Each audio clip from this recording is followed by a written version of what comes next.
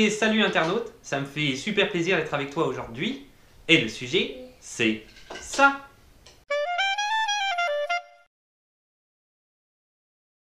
Alors aujourd'hui, j'ai choisi comme sujet l'automne parce que en fait, c'est sûr que quand tu n'habites pas au Québec, si jamais tu viens ici, par exemple, en tant que touriste ou tu débarques en tant que nouvel immigrant pendant cette saison, peut-être que cette vidéo va t'aider à comprendre un petit peu qu'est-ce qui se passe ici au Québec durant l'automne, c'est quoi les températures. Je pense que c'est la chose vraiment primordiale par rapport à la vie ici au Québec, hein, parce qu'au Québec, je dis au Québec, mais en fait, une plus grosse partie du Canada, on a vraiment des saisons très coupées. On a surtout l'hiver et l'été, hein, qui sont deux grosses saisons.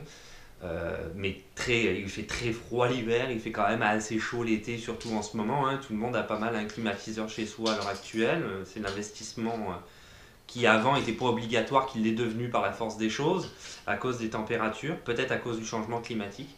Et on a le printemps et l'automne, qui sont un petit peu des saisons au milieu. J'avais déjà fait une vidéo sur le printemps, hein, donc tu peux aller la voir si jamais ça t'intéresse, évidemment. Là, ça va être l'automne parce qu'on est justement dans la saison de l'automne en ce moment. Et ce sont des saisons qui sont charnières et qui ne se ressemblent pas d'une année à une autre. Ça peut être un petit peu similaire, mais des fois ça peut changer drastiquement. Donc on ne sait jamais, il y a peut-être pendant 4-5 ans, ça va être à peu près la même chose au niveau des températures, au niveau de savoir s'il y a de la neige, de la pluie, etc. Et l'année d'après, ça va être complètement différent. Donc on ne peut jamais dire ici qu'est-ce qui va se passer durant l'automne exactement. Donc là, c'est ça. Je vais aller voir un petit peu avec toi tout ce qui se passe au niveau météo, tous les changements à opérer quand tu habites ici au Québec et au Canada parce que tu te prépares à l'hiver. J'avais fait la vidéo du printemps à l'inverse, hein. Tu te préparais à l'été. Et voilà, donc on va voir tout ça en détail. S'il y a des activités aussi, j'ai un peu pris ça en note. Donc ça va être dans la vidéo. On va voir ça maintenant. J'avais peut-être oublié de le spécifier. J'ai commencé comme ça assez rapidement cette vidéo, mais tu devrais remarquer qu'en arrière de moi, il y a un petit changement de décor. J'aime ça dire ça, un petit changement de décor, hein, je le dis souvent. En fait, c'est l'anniversaire de Liam et il a eu des Playmobil comme cadeau et sa maman lui a recréé une ville de Playmobil avec les nouveaux Playmobil. Moi, puis il y a le tapis, puis j'ai eu les trois maisons des dinosaures de Voilà. Playmobil. Mhm. Puis c'est comme genre dans Jurassic Park. Voilà, le Playmobil Jurassic Park. Donc on fait un peu de publicité, mais c'est des jouets. Donc, on va revenir sur le sujet.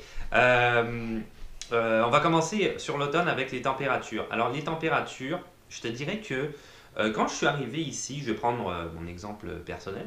Quand je suis arrivé ici en 2003. Quand je suis arrivé ici, l'automne, c'était très rapide. Septembre, il fait toujours chaud, hein, je te dirais plus ou moins. Jusqu'à peu près fin septembre. On a encore quand même des températures estivales. Là, ça commence à décroître vers fin septembre. Et quand j'étais arrivé, c'était ça. Et en automne, c'est-à-dire au mois d'octobre, plus particulièrement, il commençait à faire quand même assez froid. On sentait que la neige arrivait. Et j'ai déjà vécu ici, justement en 2003, mi-octobre, fin octobre, où il y avait grosse tempête de neige. C'était Halloween et ça se passait dans la neige. Ok. Là, récemment, je te parlerai peut-être des 6-7 dernières années. Ce n'est pas le cas. C'est-à-dire qu'on a des températures un petit peu plus clémentes en octobre, qui se rafraîchissent courant octobre et novembre, où il commence à faire un petit peu plus froid. Et s'il y a des gens du Québec ou du Canada qui me suivent, ils pourront le dire, c'est sûr. On n'avait pas de neige jusqu'à proche de Noël, au point que, évidemment, les personnes âgées ici étaient un petit peu en panique en se disant est-ce qu'on va avoir de la neige à Noël? Parce que un Noël sans neige, c'est inadmissible. Mais c'est vrai que ça participe quand même à la magie de Noël, le fait d'avoir de la neige, hein, dehors, hein, quand même. Il fait froid, c'est l'hiver. On le voit beaucoup dans les films américains. Nous, au Canada, on le vit. Moi, j'adore ça. Personnellement, j'adore ça. Là, quand j'ai une cheminée, j'ai la chance d'avoir une cheminée chez moi. Et j'aime ça faire du feu. Et on est en vacances et on regarde des films et on boit du thé ou peu importe. Du chocolat chaud. Comme dans les films. Donc c'est ça, c'est ça. Dernièrement, C'est un petit peu ça, ce que je viens de t'expliquer, les températures peut-être un peu plus chaudes, pas de neige au mois d'octobre. Cette année, ça profile un peu différent. C'est-à-dire que là, comme je viens de le dire, hein, on est sorti un petit peu des températures estivales arrivées à fin septembre, mais là on est en octobre et on est vite tombé à 2-3 degrés le matin et 7-8 degrés l'après-midi.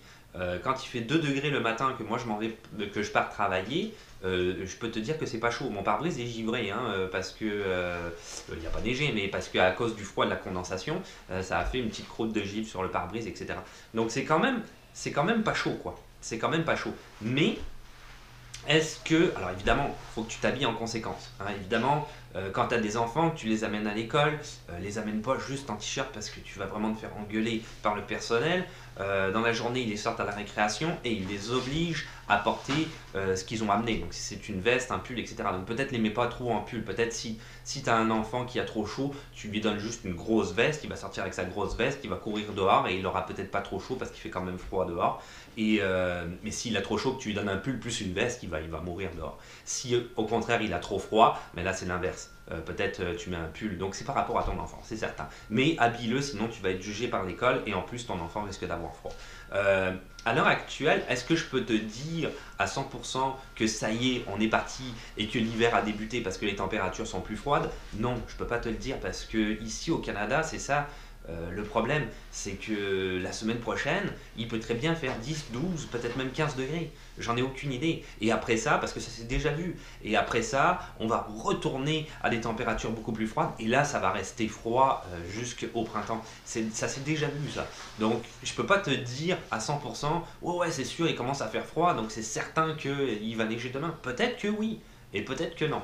Donc c'est là où c'est un petit peu embarrassant quand on arrive à l'automne, et j'en avais parlé dans la vidéo au printemps, surtout à savoir comment est-ce que je m'habille, en ce moment on le sait, donc beaucoup, quand tu arrives ici, je te dirais en tant que nouvel immigrant ou en tant que touriste, mon conseil, tu te réfères à Météo Média, tu regardes, eux sont quand même une valeur assez sûre, surtout journée après journée, hein, tu tables pas sur la semaine en te disant ok, cette semaine je vais m'habiller chaudement, tu fais jour après jour, tu regardes, tu as des applications sur ton téléphone cellulaire, et tu t'informes comme ça parce que c'est super important pour t'habiller. Toi, à la limite, tu peux avoir chaud, mais tes enfants, ça peut être un petit peu plus compliqué. Si tu travailles dehors, évidemment, il faut que tu t'informes parce que sinon tu vas geler toute la journée ou tu vas avoir. Si tu as trop chaud, c'est pas grave, tu peux enlever des vêtements, mais si tu as froid, c'est vraiment désagréable.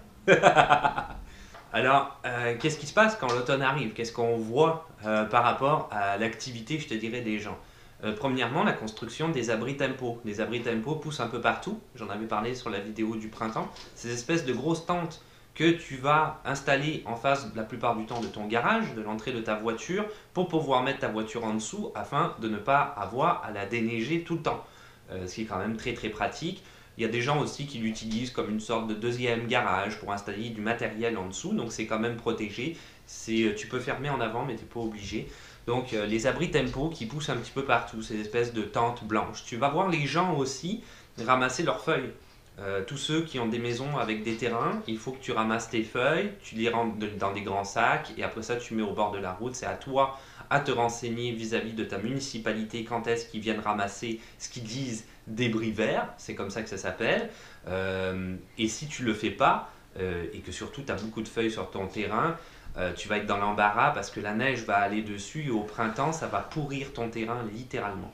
Donc tout va être pourri et ça va être juste horrible et dégueulasse. Donc tu es obligé pas mal, je te dirais, de ramasser tes feuilles. Tu n'as pas réellement le choix.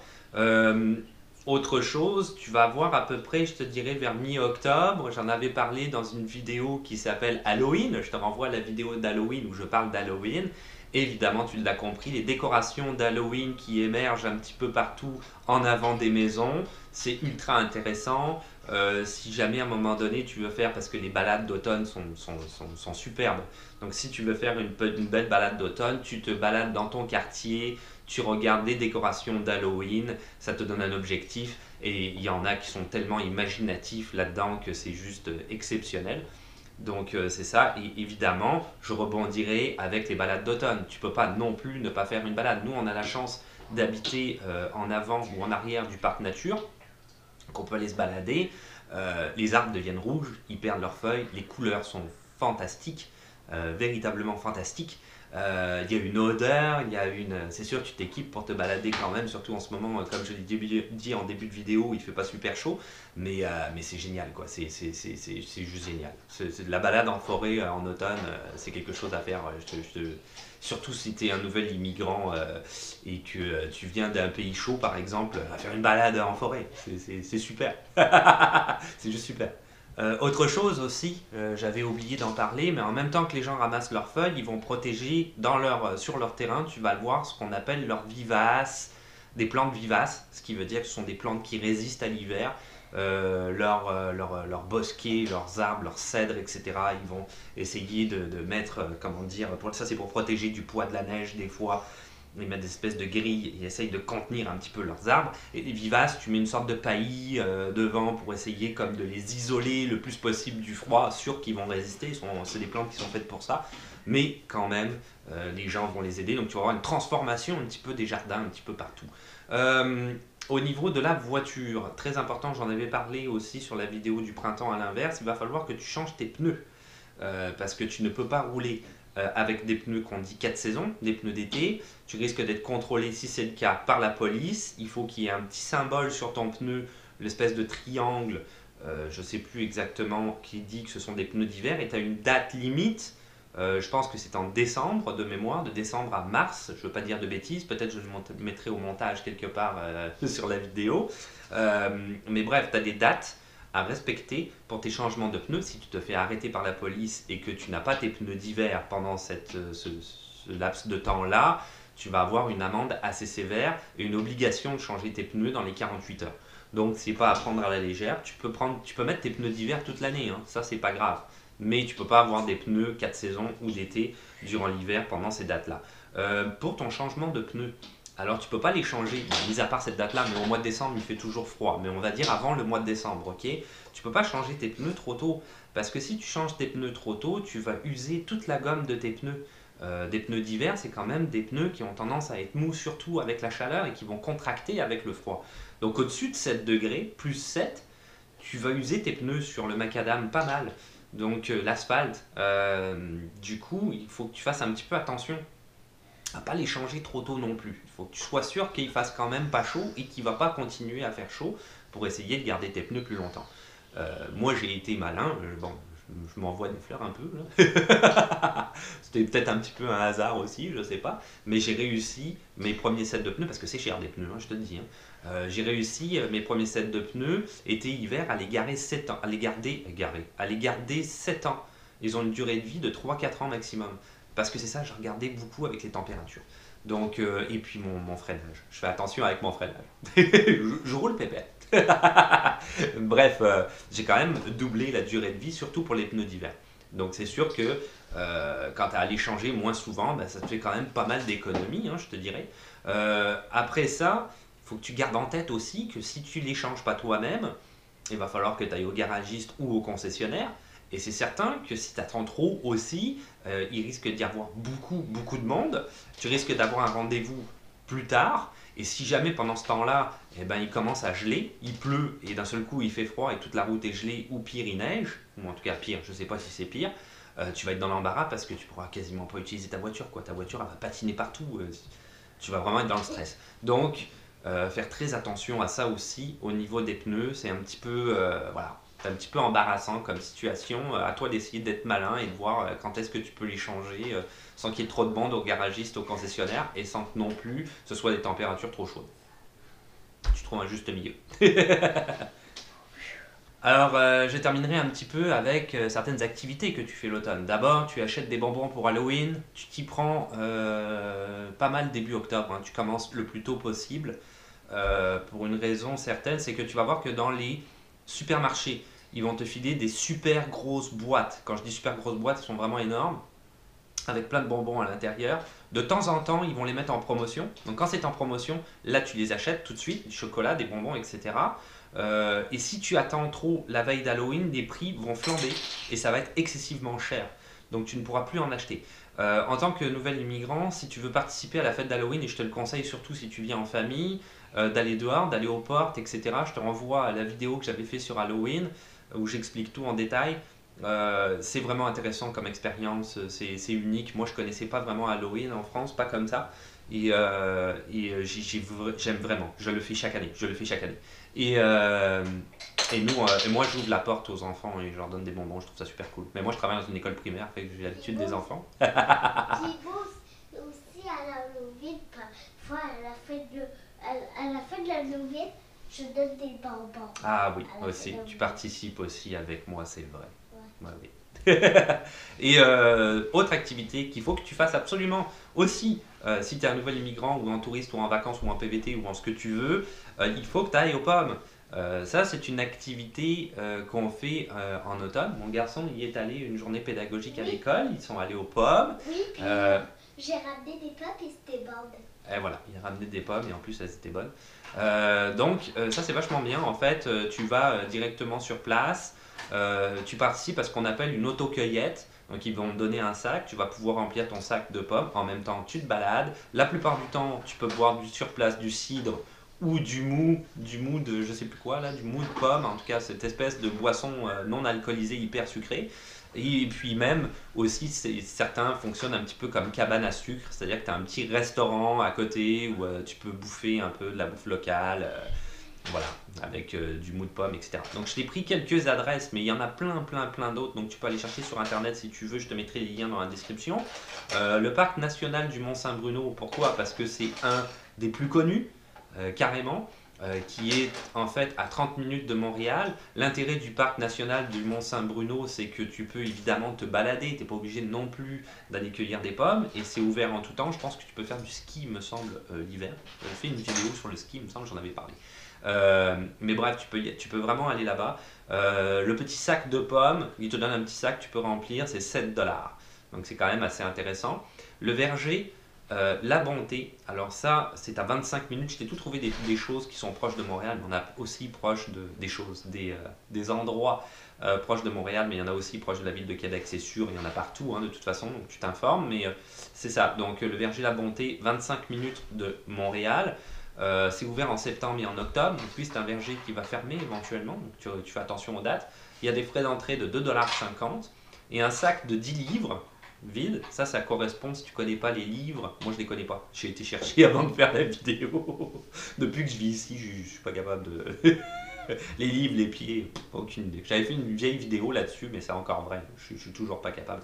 Je comprends rien. Donc 10 livres, c'est 4,5 kg, si tu veux le savoir. 4,5 kg, c'est quand même assez bien. 13 $ pour le sac de pommes, c'est un petit peu plus cher.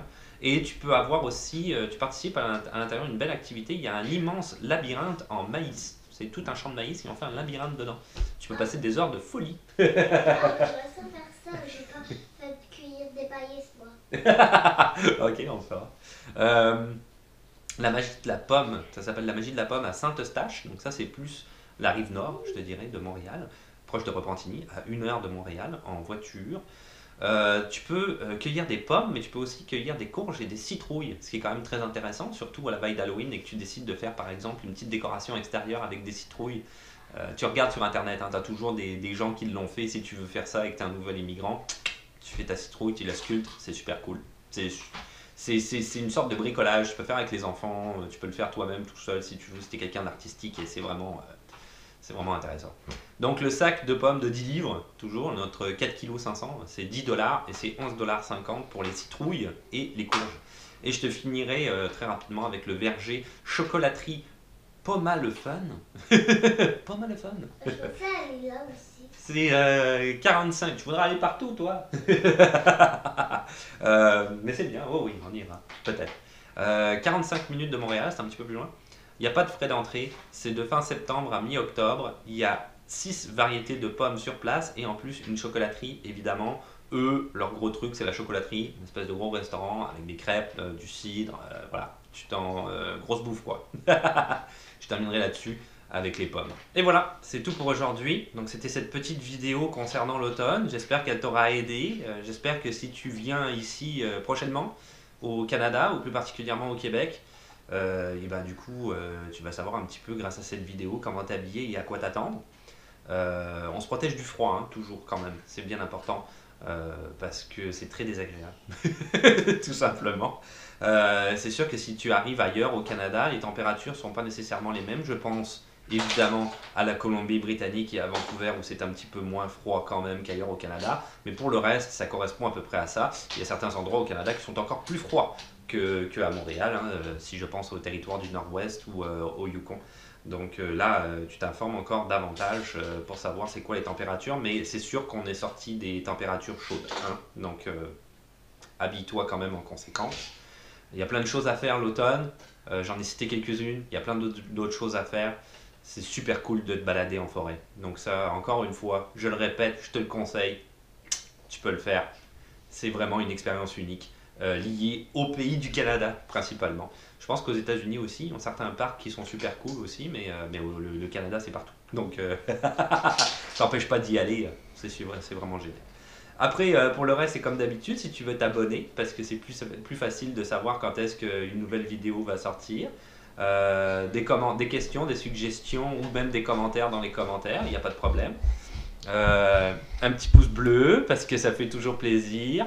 Le compte Instagram qui existe toujours, évidemment. Je continue à mettre des photos, des vidéos, tout ce que je peux. J'en ai parlé dans les dernières vidéos. Tu trouveras le lien dans la description, comme d'habitude. Et puis, j'aime ça dire comme d'habitude. Et puis, qu'est-ce qu'on se dit? À la revoyure. Ciao. Bye. Des.